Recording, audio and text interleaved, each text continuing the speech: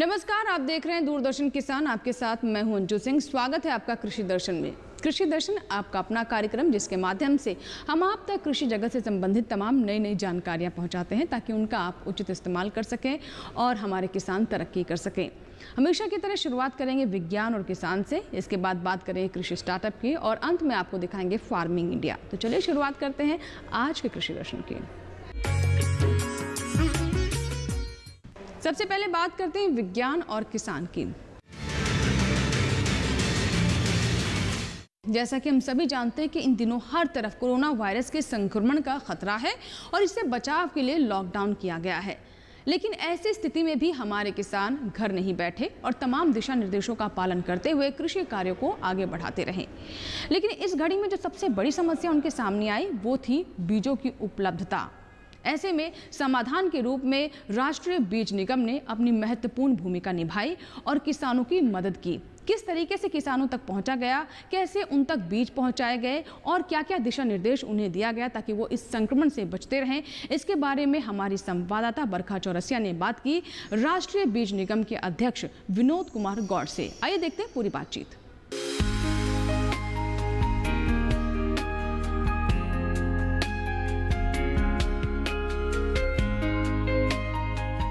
नमस्कार, मैं हूं आपके साथ बरखा चौरसिया और आप देख रहे हैं कृषि दर्शन कार्यक्रम।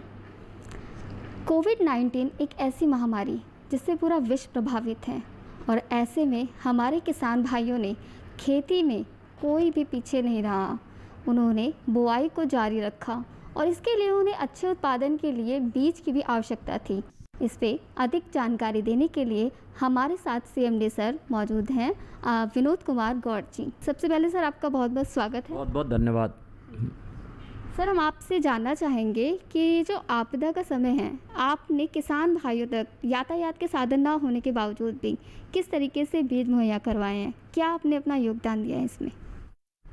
कोविड से आप यदि ओवरऑल देखेंगे तो भारत सरकार ने कृषि के क्षेत्र में विशेष ध्यान दिया, क्योंकि ये ऐसा समय था जबकि कटाई का काम चल रहा था और इस पे किसान भाइयों को कैसे अपना उत्पाद लाना है और कैसे उनको कटाई करनी है, साथ साथ में उनके जो बुआई का काम भी चल रहा था। तो इस सब बातों के लिए भारत सरकार ने विशेष छूट दी थी और उसके तहत हम लोगों ने फिर बीजों को जो है कुछ भारत सरकार ने ट्रेनें भी चलाई इसके लिए ताकि मूवमेंट हो। कृषि के लिए 100 जो ट्रेन चलाई गई कि ताकि कृषि का जो मटेरियल है वो इधर से उधर जा पाए। तो उसके लिए विशेष जब व्यवस्था की गई, साथ में जितने भी हमारे जो ट्रक्स थे उनके लिए परमिट जारी किए गए। उसके तहत फिर हम लोगों के द्वारा ये जो बीज की व्यवस्था थी उसको हमने जगह जगह अपने जो डीलर हैं उनको दिया गया और जो हमारे जो कृषि विभाग के जो गोदाम हैं वहाँ तक बीज पहुँचाया गया ताकि समय से किसानों को आपूर्ति होती रहे। और आप देख रहे हैं कि कोविड का जो है और सभी क्षेत्रों में प्रभाव पड़ रहा है, लेकिन मेरे को लग रहा है कि कृषि क्षेत्र में पर्टिकुलरली बीजों के क्षेत्र में कोई विशेष प्रभाव इसका नहीं है।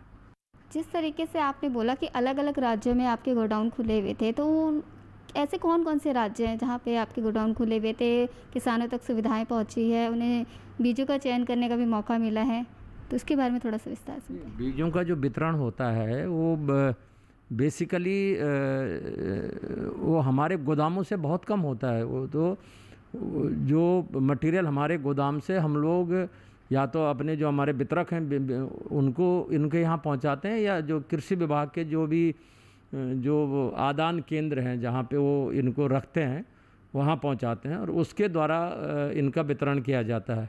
तो हाँ, विभिन्न राज्यों में हमारे जो गोडाउन हैं वहाँ से फर्दर जो आगे जो उसका मूवमेंट किया गया वो विभिन्न ज़िलों में, तहसीलों में, जहाँ जहाँ वितरक हैं या जहाँ जहाँ स्टेट गवर्नमेंट के जो स्टेट सीड कॉरपोरेशन के जो सेल काउंटर हैं या स्टेट जो गवर्नमेंट है उनके जो सेल काउंटर हैं वहाँ वहाँ बीज पहुँचाया गया जैसे जैसे आवश्यकता उनके द्वारा दी गई।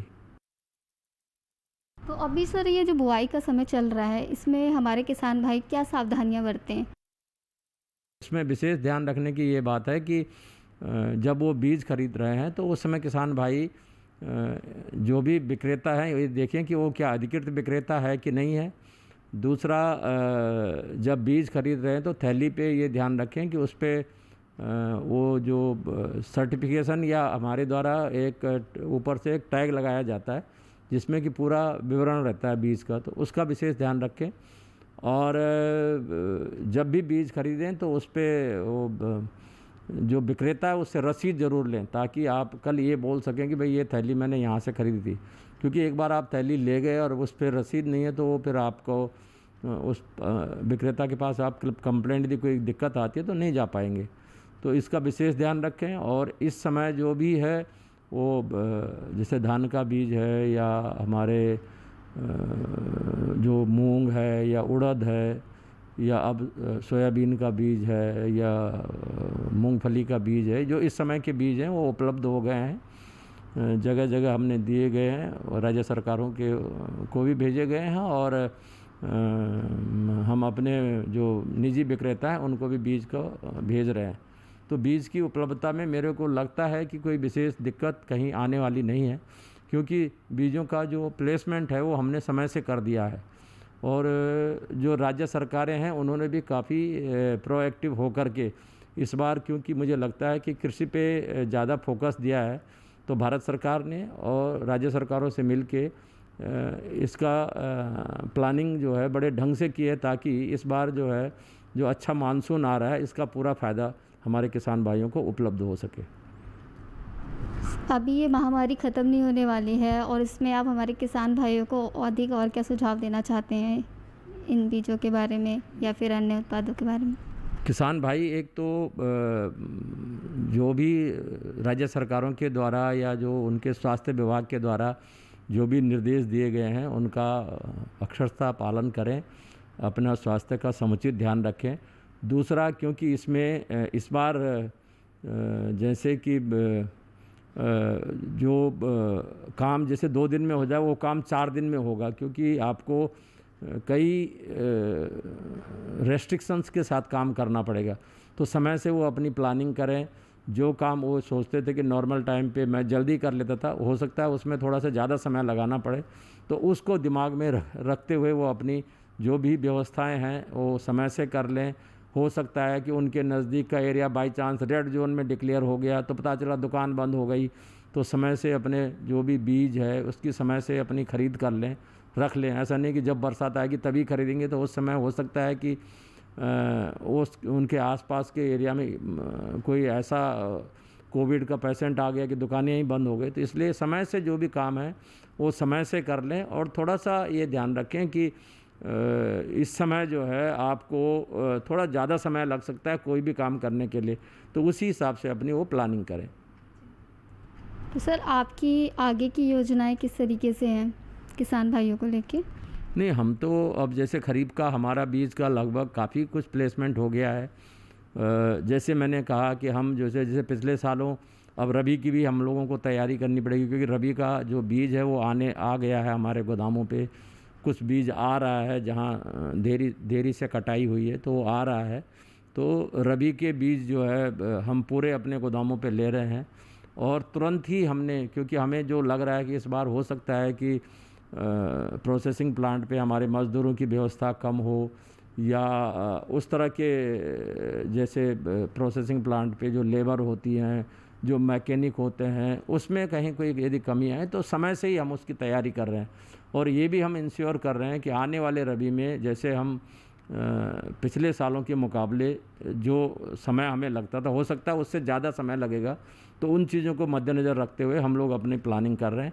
मुझे लगता है कि हम रबी के जो सीड हैं वो समय से किसानों को पहुंचा दें। इसके साथ साथ हमें जो हम अभी फोकस कर रहे हैं कि जो हमारा सेगमेंट जैसे बीज जो सब्जी वाले किसान थे उनको काफ़ी थोड़ा सा मार्केट की वजह से काफ़ी वो डिस्टर्ब हुए हैं, तो उसमें उनके समय से बीज मिल जाए, ये व्यवस्थाएं भी हम सब्जी के बीज पे विशेष ध्यान दे रहे हैं। लॉकडाउन के दौरान हम लोग तो, क्योंकि हमारा कृषि का विशेष रोल रहा है, तो माननीय मंत्री जी और हमारे जो कृषि विभाग था, इसमें लोग अपने काम पे लगे रहे।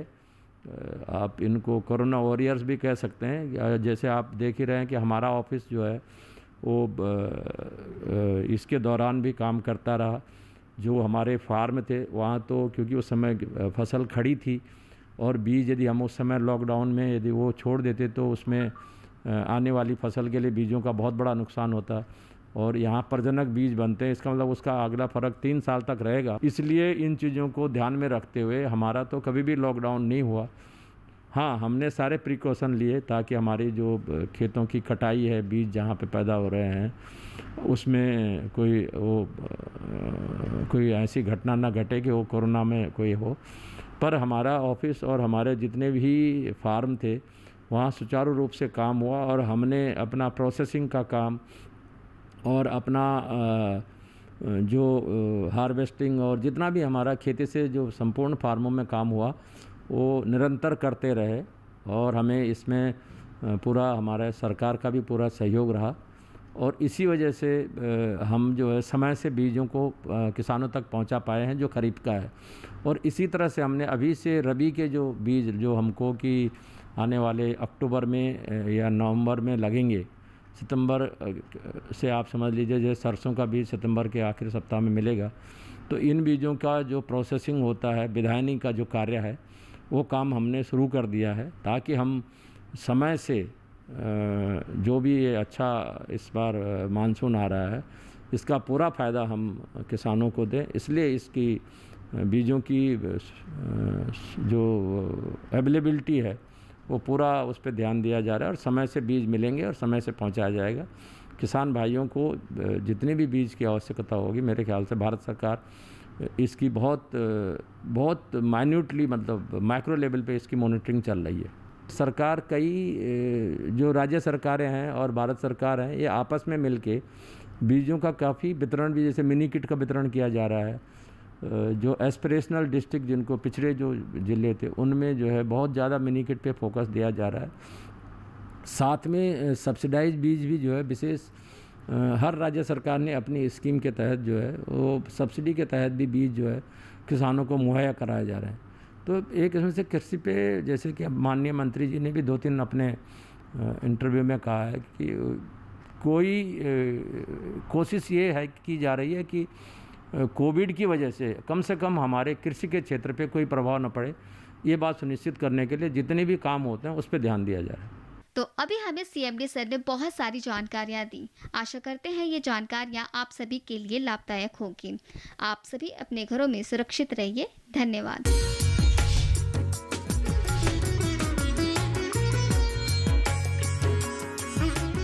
तो अभी आपने जाना कि कैसे इस महामारी के दौर में राष्ट्रीय बीज निगम अपनी भूमिका निभा रहा है। इसी के साथ ही वक्त हुआ एक छोटे से ब्रेक का। ब्रेक के बाद जब वापस आएंगे तो बात करेंगे कृषि स्टार्टअप की। आप कहीं मत जाइएगा, देखते रहें कृषि दर्शन।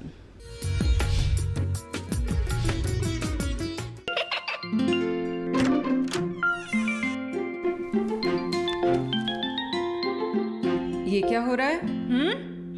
काशवी, इतने कम मार्क्स?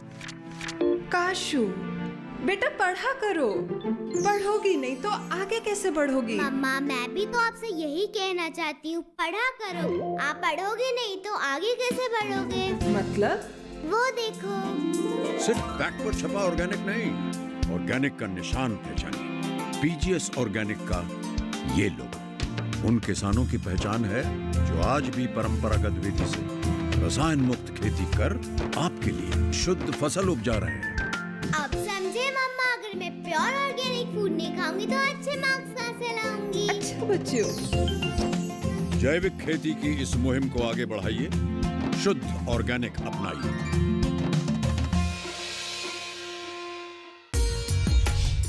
ब्रेक के बाद एक बार फिर आपका स्वागत है और अब समय हो गया है कृषि स्टार्टअप का। कृषि स्टार्टअप में हर बार हम आप तक कामयाब किसान की कहानी लेकर आते हैं। ये वो किसान हैं जिन्होंने अपनी लगन, अपनी मेहनत और अपनी इच्छा शक्ति से असंभव को संभव कर दिखाया और कृषि के क्षेत्र में एक नई पहचान बनाई। ये दूसरे किसानों के लिए भी प्रेरणा बने। आइए देखते हैं कृषि स्टार्टअप में आज ऐसे ही किसान की कहानी।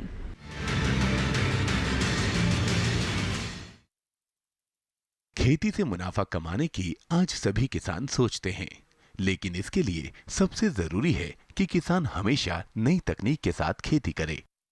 ये बात किसी से भी छिपी नहीं है कि विज्ञान ने बहुत तरक्की कर ली है और हमें उस तकनीक के साथ हमेशा चलना चाहिए जिससे हमें फायदा हो।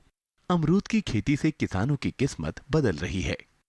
आज हम आपको ऐसे ही किसान से रूबरू करेंगे जिन्होंने परंपरागत खेती को छोड़ आधुनिक खेती को अपनाया। आज की कहानी केंद्रित है ऐसे ही एक युवा किसान शैलेंद्र सिंह रघुवंशी पर। कृषि के क्षेत्र में एक माध्यम मिला बागवानी, और उसमें भी अमरूद। तो फिर मैंने अपने 12 एकड़ के एरिया में अमरूद की खेती शुरू की।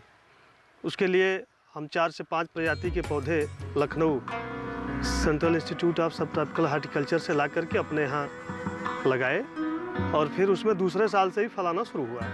तो 2007 में हम बाग लगाए, 2009 से हमको अच्छा फल मिलने लगा, जिससे अच्छी आमदनी भी होने लगी। हम बात कर रहे हैं वाराणसी जिले के ब्लॉक चौलापुर में रहने वाले किसान शैलेंद्र सिंह रघुवंशी की। दूरदर्शन किसान से बातचीत के दौरान उन्होंने बताया कि किस तरह उन्होंने परंपरागत खेती को ना अपनाकर अमरूद की खेती की तरफ रुख किया। नतीजा ये है कि आज इनकी अलग पहचान है। और पौधे की कीमत सब मिलाकर के लगभग पूरा हमारा लगभग 2 लाख के आसपास खर्च हुआ था 12 एकड़ में, और ये हमको 2009 में ही लगभग 2 से 2.5 लाख रुपए मुझे मिल गया। तो मेरा जो लागत था वो तो निकल गया। अब 2010 से मुझे प्रॉफिट उसमें होने लगी, तो वो हर साल फिर बढ़ती गई, और ये हुआ कि तीसरे साल से हमको 12 एकड़ के एरिया से 10 से 12 लाख रुपए प्रति वर्ष मुनाफा होने लगा। शैलेंद्र सिंह रघुवंशी ने बताया कि साल 2007 में उन्होंने 12 एकड़ भूमि में अमरूद की खेती की शुरुआत की थी। शुरुआती समय में सिर्फ 4 से 5 प्रजातियों के पौधे ही खेत में लगाए थे। 2009 तक शैलेंद्र को अच्छे फल मिलने लगे। फिर क्या था, सफलता का ये सिलसिला यूं ही चलता रहा, और आज शैलेंद्र सिंह रघुवंशी ने अमरूद की खेती के साथ साथ 1600 वर्ग मीटर में नेट हाउस, 200 वर्ग मीटर में पॉली हाउस लगाया है, जहां वो उच्च गुणवत्ता के पौधों की नर्सरी तैयार करते हैं। जब हमारे बाग में फल आने लगा तो बाहर से भी, बाहर प्रदेशों से, महाराष्ट्र से, गुजरात से भी कुछ किसान मेरे यहाँ देखने के लिए आए। तो सबकी शिकायत ये रहती थी कि हम लोगों को शुद्ध पौधा नहीं मिल पाता है। तो मैंने सोचा क्यों ना मैं ही एक नर्सरी अपने यहाँ स्थापित करूँ।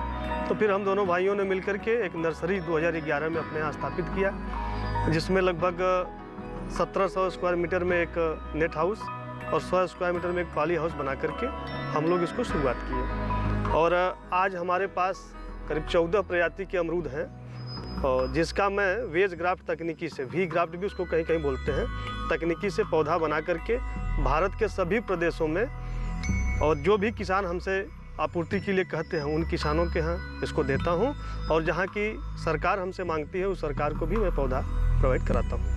आज शैलेंद्र सिंह रघुवंशी एक साथ कई किस्मों की फसलों की उन्नत खेती करके भारी मुनाफा कमा रहे हैं। साथ ही अलग अलग तरीकों से वैज्ञानिक ढंग से खेती कर रहे हैं। जो युवा खेती किसानी को घाटे का सौदा समझकर इससे दूर जा रहे थे, शैलेंद्र सिंह रघुवंशी ऐसे कई युवाओं के लिए एक मिसाल हैं।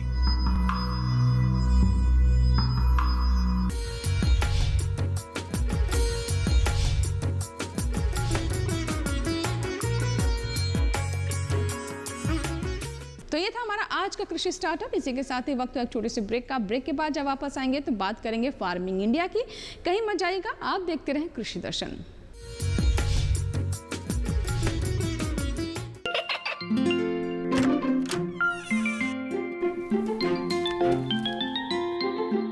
ये क्या हो रहा है? काशवी, इतने कम मार्क्स? काशू बेटा पढ़ा करो, पढ़ोगी नहीं तो आगे कैसे बढ़ोगी? मम्मा मैं भी तो आपसे यही कहना चाहती हूँ, पढ़ा करो। आप पढ़ोगे नहीं तो आगे कैसे बढ़ोगे? मतलब? वो देखो, सिर्फ बैक पर छपा ऑर्गेनिक नहीं, ऑर्गेनिक का निशान पहचानिए। पीजीएस ऑर्गेनिक का ये लोगो उन किसानों की पहचान है जो आज भी परंपरागत विधि से रसायन मुक्त खेती कर आपके लिए शुद्ध फसल उपजा रहे हैं।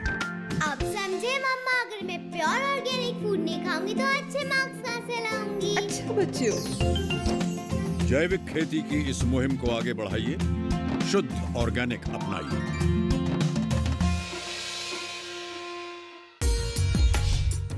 ब्रेक के बाद एक बार फिर आपका स्वागत है और अब समय हो गया है फार्मिंग इंडिया का। फार्मिंग इंडिया सेगमेंट में हमारी कोशिश होती है कृषि संबंधी कुछ नई जानकारियां हम आप तक पहुंचाएं। तो आइए जानते हैं कि आज फार्मिंग इंडिया में हम आपके लिए क्या विशेष लेकर आए हैं। आजकल के समय में फूलों की खेती उद्योग का रूप ले चुकी है, कई देशों की आय का स्रोत बन चुकी है।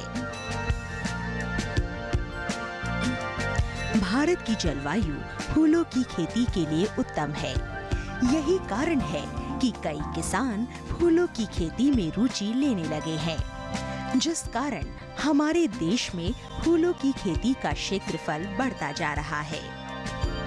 देश विदेश के बाजार में कर्तित फूलों की मांग कई अधिक है।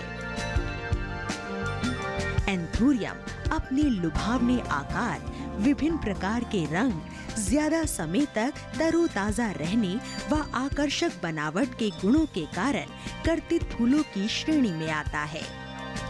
बढ़ती मांग के चलते एंथूरियम को गमले में उगाया जा रहा है। एंथूरियम को संरक्षित खेती द्वारा पॉली हाउस में साल भर उगाया जा सकता है। एंथूरियम की खेती किसानों के लिए मुनाफा कमाने का अच्छा जरिया है। अपनी सुंदरता के कारण एंथूरियम फूल व्यापार में एक महत्वपूर्ण स्थान रखता है। इसे इसके आकर्षक फूल और पत्तों के लिए उगाया जाता है।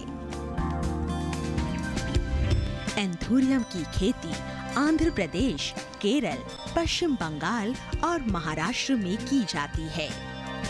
इसकी बढ़ती हुई मांग और संरक्षित कृषि के चलन से ये अनुमान लगाया जा सकता है कि गमलों में एंथूरियम की व्यावसायिक कृषि बड़े पैमाने पर भारत के अन्य राज्यों में शुरू की जाएगी। पौध की तैयारी। भारत में एंथूरियम की पौध बीज से उगाना संभव नहीं है, इसलिए एंथूरियम की पौध को प्रयोगशाला में उत्तक संवर्धन तकनीक से तैयार किया जाता है। इस तकनीक में विदेश से लाई गई मूल पौध या मदर प्लांट को संवर्धित किया जाता है। मूल पौध के उत्तक से पौध प्राप्त करने की प्रक्रिया प्रारंभ की जाती है। प्रयोगशाला में इस तकनीक के द्वारा एंथूरियम की स्वस्थ पौध तैयार कर ली जाती है। एंथूरियम की सफल खेती करने के लिए आपके इलाके का तापमान 15 डिग्री से 20 डिग्री के बीच होना अनुकूल है। इसके साथ ही एंथूरियम का विकास पूर्ण रूप से प्रकाश संश्लेषण क्रिया के ऊपर भी निर्भर करता है। यही कारण है कि एंथूरियम की व्यावसायिक खेती आधुनिक उपकरणों वाले पॉली हाउस में की जाती है। लेकिन एंथूरियम की खेती के लिए पॉली हाउस का चुनाव अपने नजदीकी कृषि विज्ञान केंद्र के सुझाव से ही करें। पौध तैयार करने के बाद बारी आती है पौध रोपण की। रोपण के लिए मीडिया तैयार किया जाता है। ये मीडिया मिट्टी, कोकोपीट, खाद और थर्मोकॉल को मिलाकर तैयार किया जाता है। एंथूरियम के लिए किसी भी प्रकार की मिट्टी का उपयोग किया जा सकता है। मीडिया को गमलों में भर दिया जाता है। उसके बाद प्रयोगशाला से लाई गई पौध को गमलों में रोप दिया जाता है। रोपण के तुरंत बाद गमलों को पॉली हाउस के अंदर रख दिया जाता है। पॉली हाउस में गमलों में कृषि करने के लिए किसान एक आधार तैयार करते हैं। ये आधार जमीन से 2.5 फुट ऊंचा और कम से कम 32 फुट लंबा होता है।